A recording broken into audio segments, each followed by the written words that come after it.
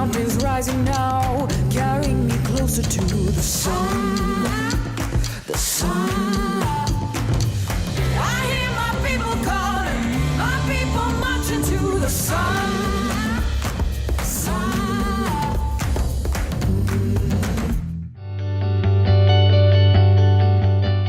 Okay, official title. I'm Joseph Walsh, Commercial Director for Distell International.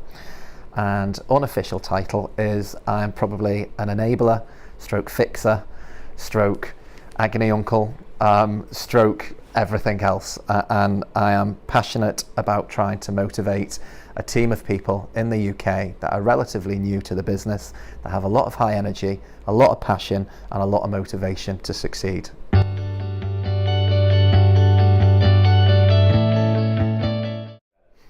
Probably the 3 E's. It's probably empowerment, enabling, and empathy.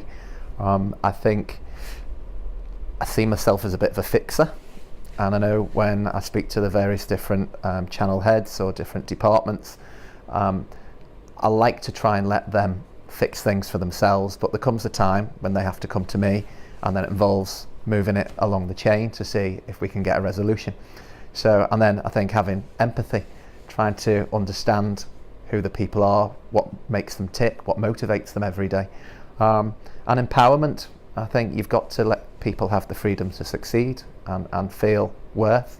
And I know I've probably taken that through various different roles in my career, that in previous different organisations, I've been fortunate enough to work for a lot of good bosses, and they've always give us the freedom to succeed, and that's something I'm passionate about. Yeah, there was probably one defining moment. I remember through various reorganisations that we used to go through in a previous business I worked at, I was very happy in my previous role, and I remember being approached by the head of the channel at the time, and he said to me, "I've got this other role for you. We don't want to lose you. Do you want to come and speak to me?" We met in the Belfry in around Birmingham, and I didn't want to do it. I'd made my mind up. I didn't want to take this position.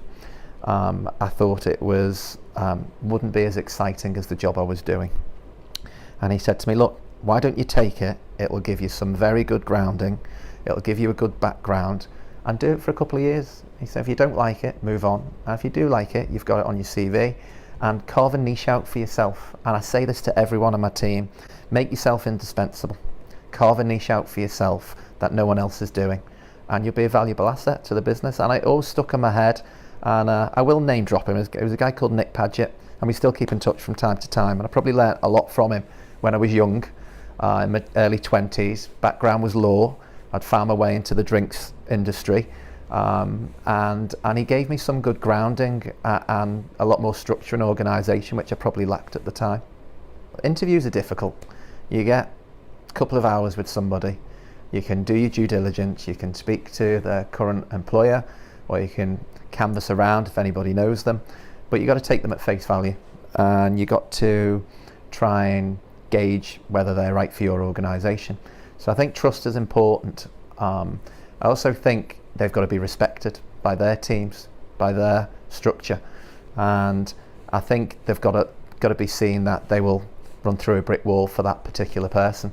And I think we've had a few structural changes, and I'm happy with my direct reports now. I think we've got a great bunch of guys in my direct reports, and I do think we've got a great deal of energy, great deal of motivation. The guys know what the must-win battles are, where we need to go, and it's clarity. It's providing clear clarity on what we need to do to achieve the results.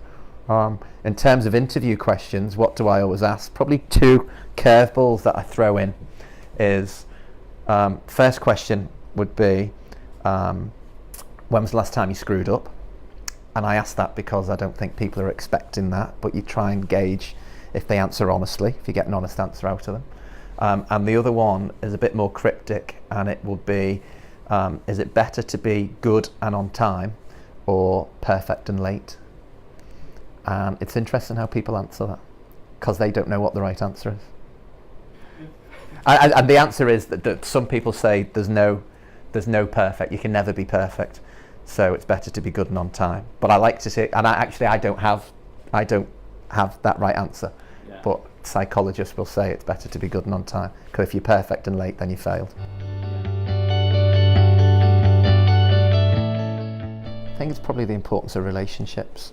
I think in a previous organisation, it was very much all about the brands. If the people move on, the brands still exist, and that's true. But I think as you get older and a little bit wiser and a little bit more mature, those people still pop up in other places, and those people still have a great deal of experience to offer.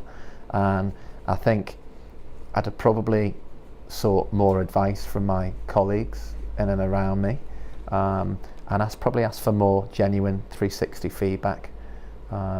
We're going through an exercise now, actually, which we've got a relatively new HR director, and we're doing an exercise where you can nominate so many people to give you 360 feedback, and I'm keen to see where I fare.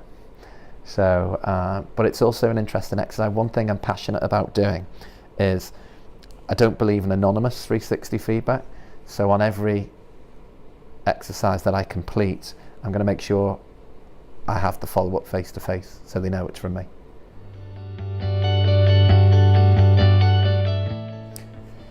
I joined in February 2016 when I joined Distell, and we had pockets of the organisation that focused on wine, which were down in Richmond in London, and we had a small structure in Scotland which focused on our spirits. So it was the old Burn Stewart, and they were never really integrated. And historically, we'd always traded up in Scotland with a structure, and that's where HR, finance, supply chain, that's where the bigger part of the organisation was.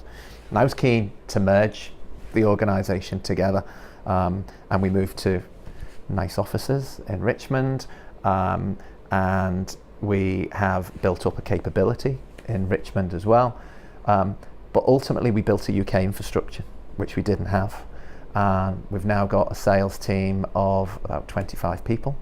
We've now got a UK route to market structure, which we didn't have, because we could only ever really supply the big customers. We could only really supply the Waitrose, Tesco, Matthew Clark's.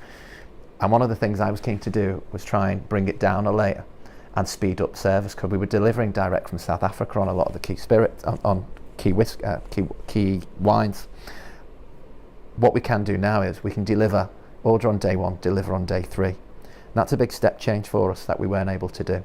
So we built a UK hub, we built up the sales capability, and we built up the knowledge and the people as well. Because we've got brands with great stories, but it's about communicating that to the customers. So we had to build up our own knowledge, which we've done.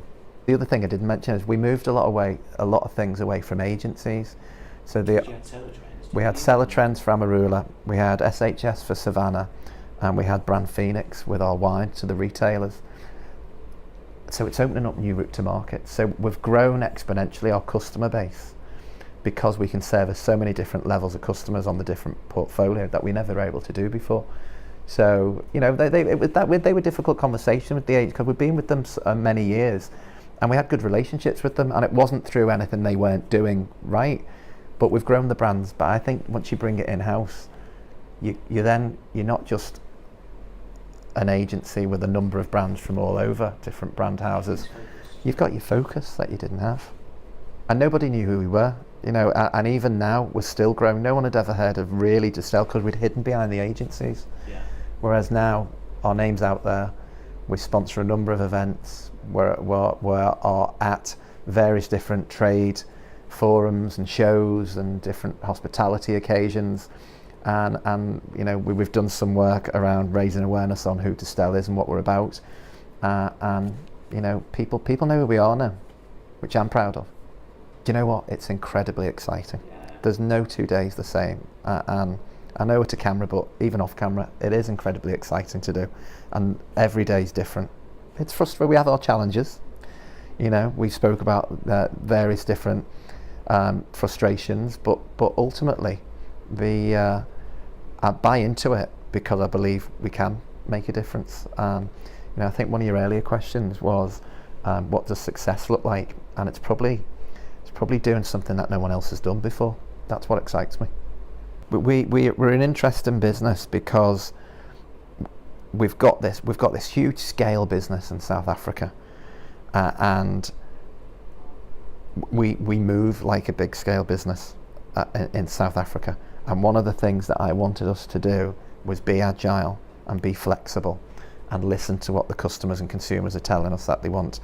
And that is a changing culture, because we've got to be humble and accept that what we are in South Africa, we're not in the UK yet. So we're still getting our name out there, but people need to buy into what we're talking about. And I'm talking about people in Distell, to say we can switch it on fast and we can deliver on time and full, and think out the box. And just because we're doing it, think if we've always done it one way, let's think differently. Let's think a different way.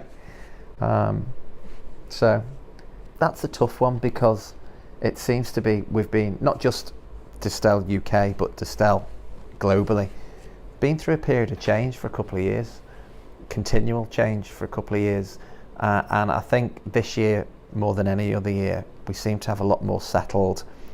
Everyone in the UK knows we've got 3 must-win battles. It's premiumisation with wine spirits, it's winning in whiskey, so it's growing our global whiskey malt brands, and it's growing global brands as well, Amarula, Savannah, Baines. And whereas before we've got a big diverse portfolio, and I think when we first started, everyone was running around trying to see what's going to land. Is it going to be this? Is it going to be Clipdrift? Is it going to be Two Oceans wine? And now we've said, look, strip all that back. Let's just get absolute focus on what we're trying to do.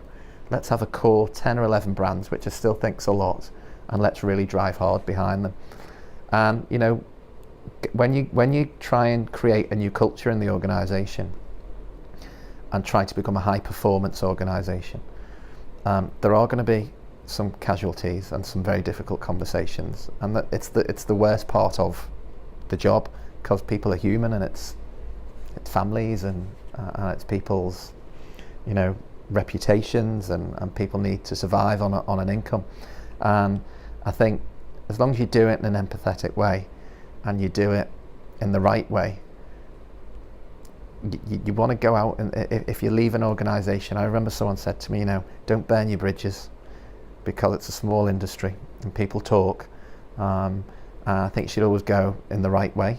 But conversely, the company should do it in the right way too. I think that's important.